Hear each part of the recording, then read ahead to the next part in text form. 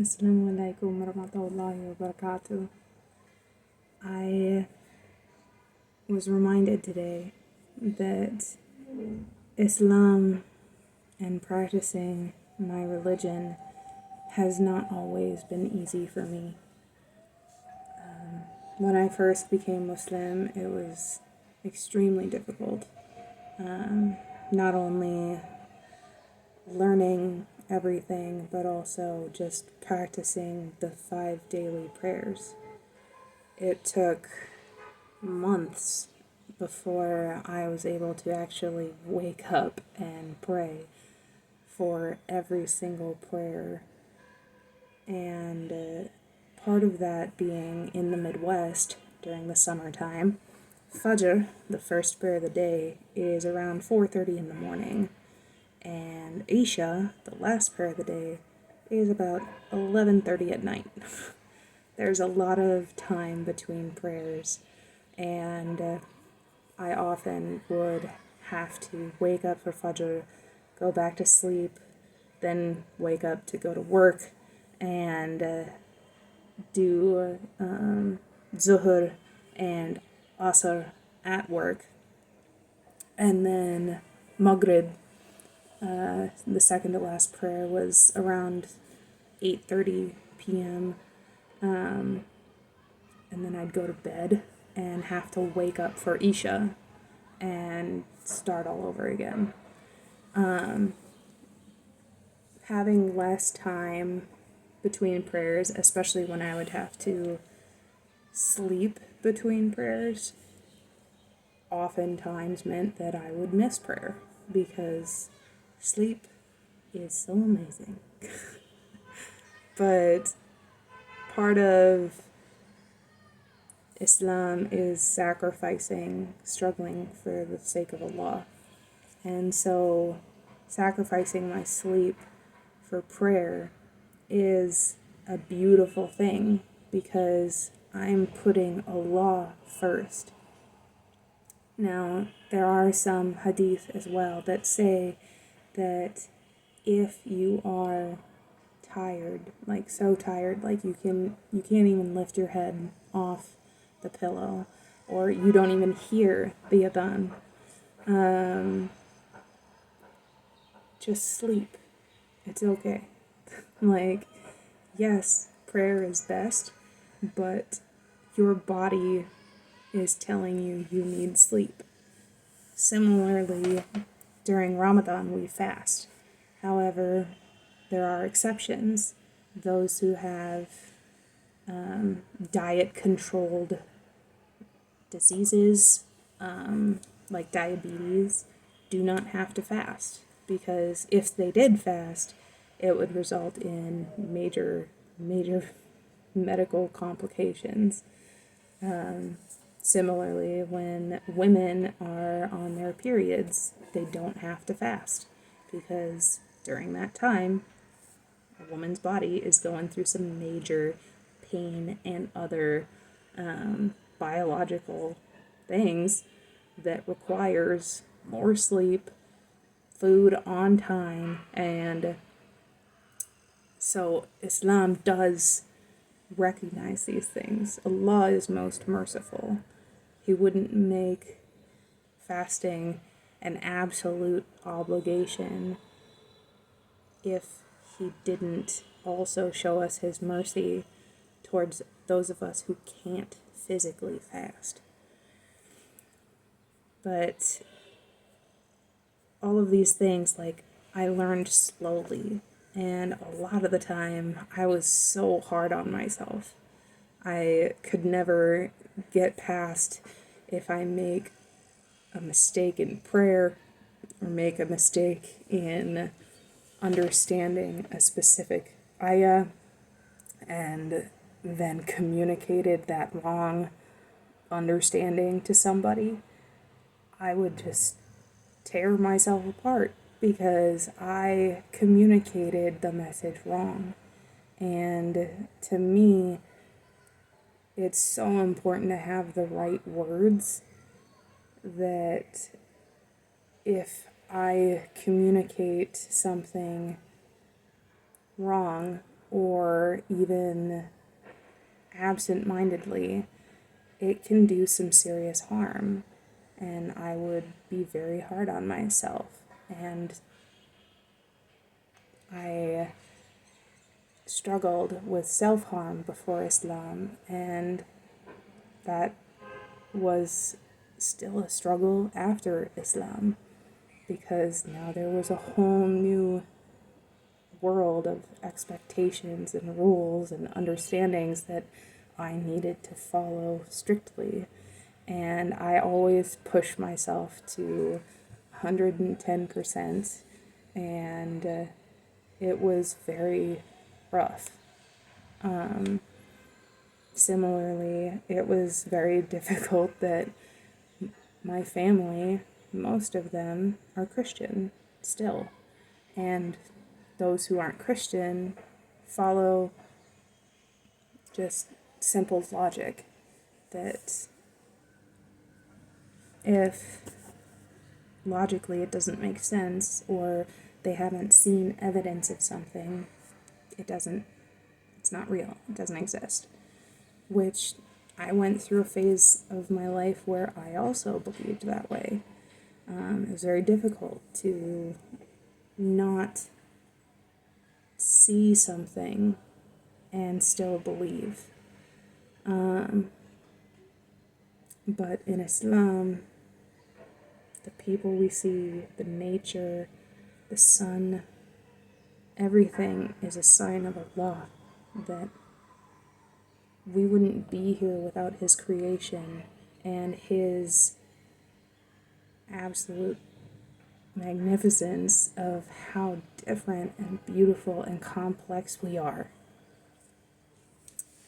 But most of my family and most of my friends were either devout or at least raised Christians, and it was very difficult and isolating to be Muslim, because somehow it put up a barrier, and I lost some of those friends and family, and they no longer felt that I was sane. They no longer felt that I had a grip on truth or reality, because I chose Islam over Christianity. And it took a long time just to communicate how Islam helps me be a better person, for my parents to accept and support fully my decision. And a lot of things were difficult. Like, I clearly don't have a decent place to put my phone, so I balance it on my window. But I wasn't a full hijabi when I first became Muslim. I didn't see the point. I didn't understand the reasoning behind it. Plus, in my culture, being a family full of redheads, our hair is very important to our identity. So a lot of it too was I didn't want to cover up who I was, quote unquote. And I loved feeling the wind in my hair. And these things aren't bad, but the understanding behind the hijab is it's worshiping Allah, because He told us that it is a protection over us, and it's how we greet Him in prayer as well. And seeing it as worshiping Allah changed my perspective on wearing hijab full time. But I wasn't a hijabi right away, and it was very difficult to make that change, along with my entire wardrobe. For men, it's easier wardrobe-wise, to become Muslim, because there aren't as many wardrobe restrictions for men. So it was difficult, and there were still some times where I would, even after becoming a hijabi, go out without hijab, or a loose hijab, where my hair could still be seen. And this took a long time to really not only understand but establish in my daily life. And of course, there's, comfortable factor, what type of hijab, one piece, or like this where you wrap it around your head. All of these things are a learning curve and were very difficult in the beginning. But when I say Islam is easy, it's the logic that supports the faith. It's the overall assurance I feel in the Quran being the word of Allah, and it doesn't contradict itself like the Bible had, and which always raised major questions for me in Christianity.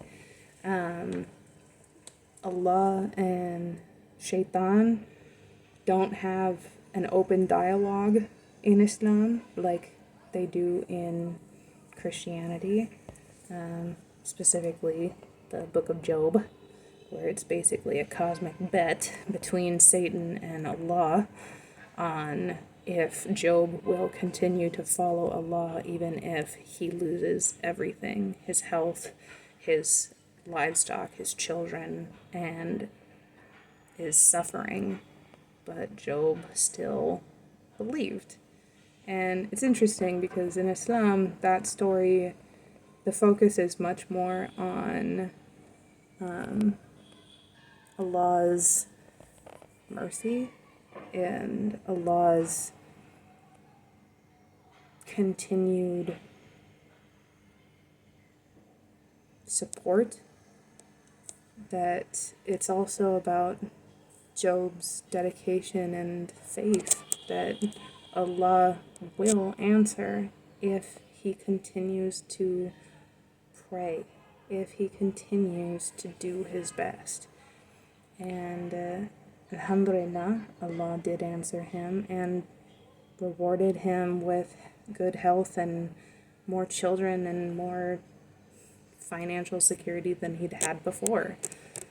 But what would be interesting would be if it followed the Christian idea of Shaitan betting Allah that Job wouldn't leave, or Job would leave Allah if he was suffering.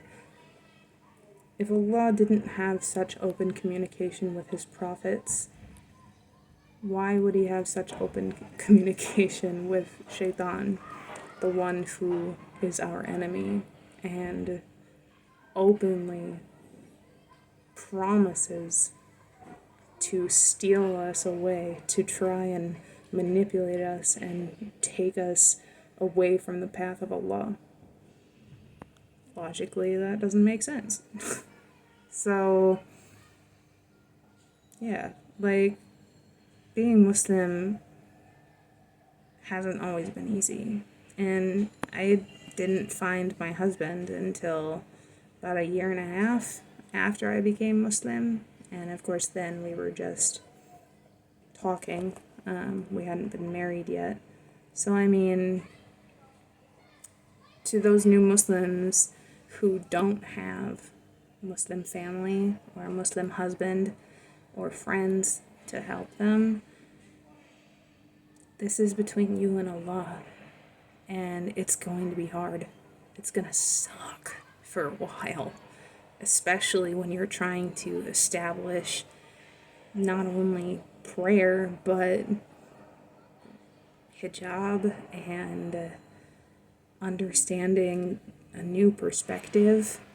It is extremely difficult and sometimes isolating, but that's between you and Allah. This is something that Allah is putting you through as a test to see, to challenge you on if you are doing this for the sake of Allah, if you are doing this for the sake of your own soul. And please, please be encouraged to keep going, because Islam has so much peace and love and mercy that I am still astounded by on a daily basis. SubhanAllah, like the things that I've learned in Islam about Allah, like it almost makes me feel like Christianity doesn't want you to know the real Allah. They want you to know this watered down human idea of him so you can be controlled. And it's interesting to me that Islam opened up so many more answers for me, and even when I have new questions, it always provides answers, either in the Quran or the Hadith. And alhamdulillah. But for you new Muslims, please don't lose hope. Do not lose faith. Allah is right there with you. This is your test, your time to be alone with Allah and figure out exactly how far you're gonna go for Allah. And sometimes you lose friends and family, and it sucks. It hurts. It's horrible. But you may lose those family and friends, but you gain an entire ummah of brothers and sisters in Islam. And inshallah, all of us Muslims will be able to talk with each other and be close to one another and not isolated. Inshallah, everyone will be able to go to the masjid easily and worship Allah. Inshallah. Alhamdulillah. May Allah keep you happy, healthy, and safe. Please keep going. For the sake of Allah, doing things for the sake of Allah is worth it. You will be rewarded so much more than you'd think. Alhamdulillah. Allahu Akbar. Assalamu alaikum wa rahmatullahi wa barakatuh.